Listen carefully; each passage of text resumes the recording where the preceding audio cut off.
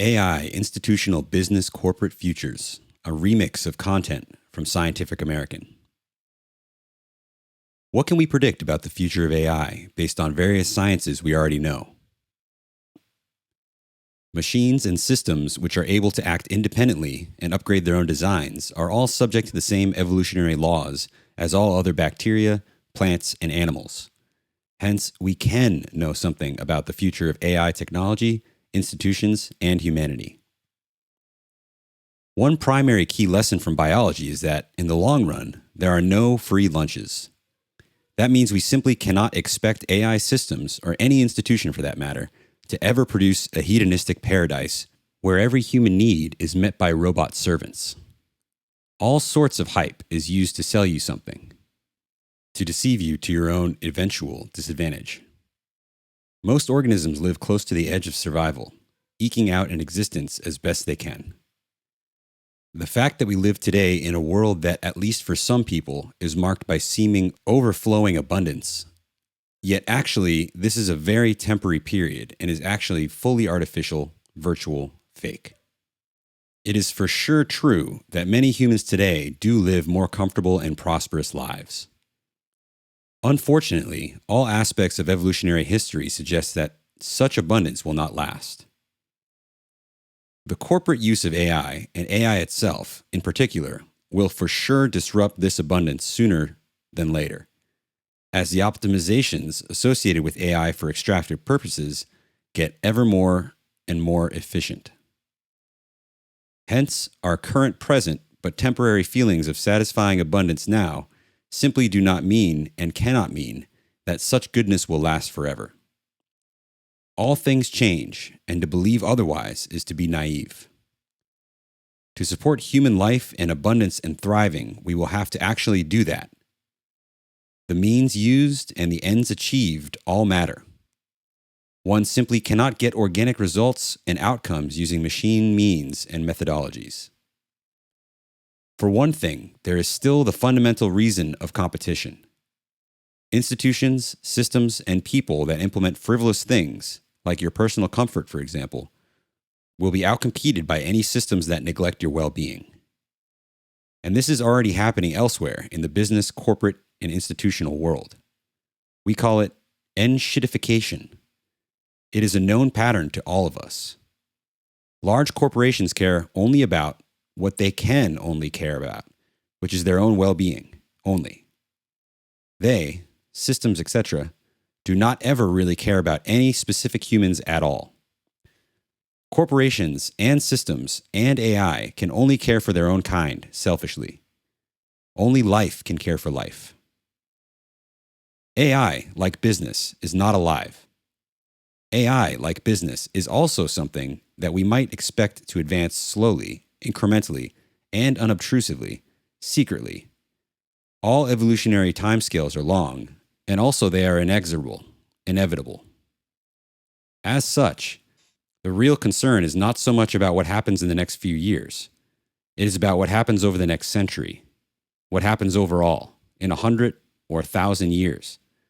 That is what actually matters in the large scale. Rather than a pure robot civilization maybe springing up out of nowhere, AI and institutional takeover is much more likely to happen slowly and unobtrusively at first, and then with more and more power later. At first, various smaller AI systems will be integrated into lesser things that already exist in our world. Trials will be done and explorations made.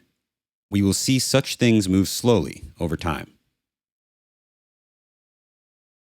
So we can ask, will it be ultimately destructive to all life eventually in the long term? Such resulting hybrid entities and systems already take many forms in the current world. Consider, for example, companies that have a human owner and all computer-based operations and research. Not so different from Google and Amazon, Apple, etc. Every tech company wants to automate everything. That is just how systems like those actually work. And the more that these companies automate so as to replace their own internal staff, the more that their overall system is like a general AI system that is completely indifferent to human well-being. Have you ever tried to contact an actual empowered person at Google or some phone company, etc., for tech support? Moreover, once AI systems are built into robots, they will be able to act in the real world rather than only the virtual, electronic world, with the same degree of superintelligence. They will, of course, be able to replicate and improve themselves at a superhuman pace. Once AI can improve itself, which may not be more than a few years away, and could in fact already be here now, we have no way of knowing what the AI will do or how we can control it.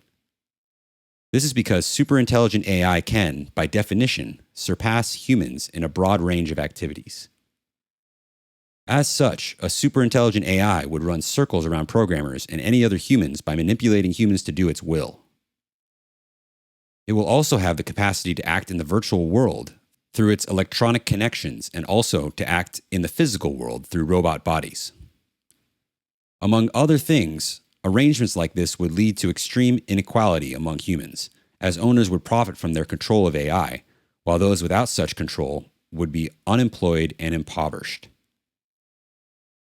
So what can be done? At the very least, humanity will need to quickly identify and implement some general principles like humans should maintain an economic role, and AI should not exacerbate inequality. Basically, nothing, including AI, big co, etc., should ever be allowed by anyone, ever, to exacerbate inequality in our society. Better would be, do not allow institutions to exist. Always favor actual communities, embodied values, etc. And never use AI to do what a person should do. We will need to encode these principles into practices and then apply some sort of regulations on these practices relatively consistently across the world. And we will need to be sure that we are not using tech to control tech or institutions to control institutions, for that merely makes more and more system, and thus life, and human life, loses in the end.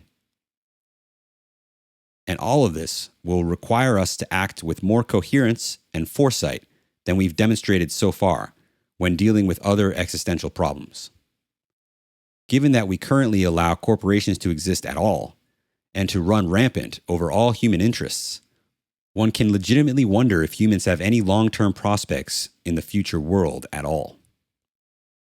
We continually risk creating a future in which a superintelligent AI will be able to do in about 1 second what it would take a team of 100 human software engineers a year or more to complete.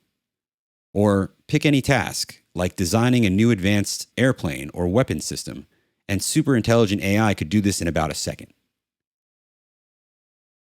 Can an army of people, generals, etc., ever expect to win against an adversary that is made purely of machines?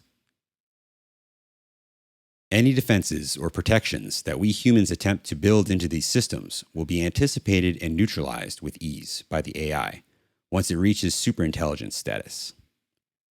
This is what it actually means to be superintelligent. Can we not simply somehow control the AI, much like we have controlled all other machines? Humanity has not ever really been able to actually fully control the outcomes of technology. There have always been unintended consequences and harmful toxic outcomes. And usually this is simply due to the linear nature of the technology itself. But the limits of control are deeper than that. Our inability to control machines is true technically due to the mathematical limits of controllability and due to the nature of causation itself. There are fundamental natural limits which are built into physics and mathematics itself that will never be overcome by anyone, anyhow, ever. And that in itself limits whatever constraints we would think we could apply to superintelligent AI. Moreover, these sorts of limits can be understood more obviously because anything we think of, the AI corporate systems will have already thought of, 1,000,000 times faster than any single humans or groups. Any defenses we have attempted to build in will be completely undone in mere milliseconds. It is a bit like Gulliver throwing off the tiny strands the Lilliputians used to try and restrain him. Why would we expect a newborn baby to beat a grandmaster in chess? We wouldn't. Similarly, why would we, as humans, ever naively expect that we could ever be able to control superintelligent AI systems or large transnational corporations with mere governments? Moreover, whether they, corporations and AI, or both, are conscious or not, really doesn't matter. A nuclear bomb can kill millions of people without any consciousness consideration whatsoever.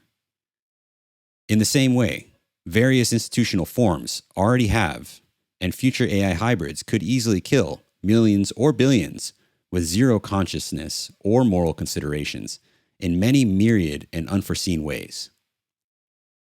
This could even include, potentially, the use of nuclear bombs either directly, much less likely, or through manipulated human intermediaries, much more likely given human ego and narcissism. It's not hard to see that both unrestrained institutions and intelligent robots both could build more of themselves, improve on their own designs, and pursue their own interests. And that is the primary threat to humanity, and also to all of the known life in our universe. Thus, it is very unwise to create these systems for any reason, especially when we know for sure that we will never ever be able to control them. It is the same for all types of oversized institutions. Therefore, we will need to act quickly and decisively, first to limit corporate and institutional power, and then to limit the use of technology altogether. We will need to move today to heal the damage already done. A lesson from the history of biological innovations is that what happens in the beginning matters. And no, we won't be able to simply hit the off switch and stop.